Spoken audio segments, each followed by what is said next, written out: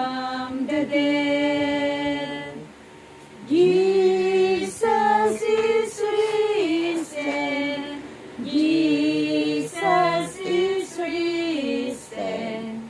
Jesus is risen from the dead.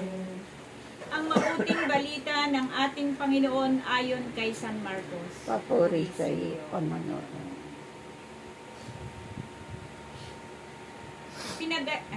Pinagaling ang sinasapian ng masamang espiritu.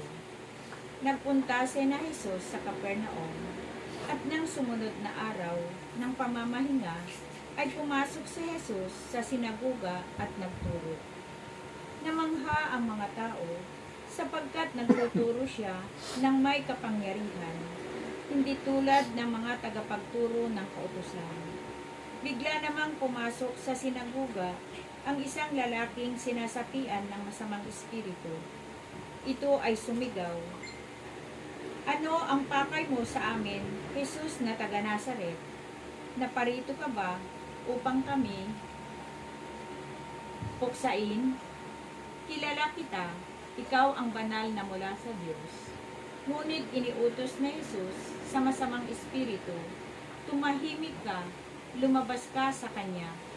Pinangisay ng masamang espiritu ang lalaki at sumisigaw itong lumabas sa kanya.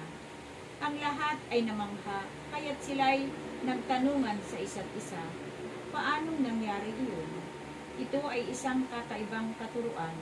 Makapangyarihan niyang nauutusan ang masasamang espiritu at sumusunod naman ang mga ito sa kanya. Dahil dito, mabilis na kumalat sa buong Galilea ang balita tungkol kay Jesus. Ito ang mabuting balita ng ating kaligtasan. Pinupuri ka namin, Panginoong Hesukristo.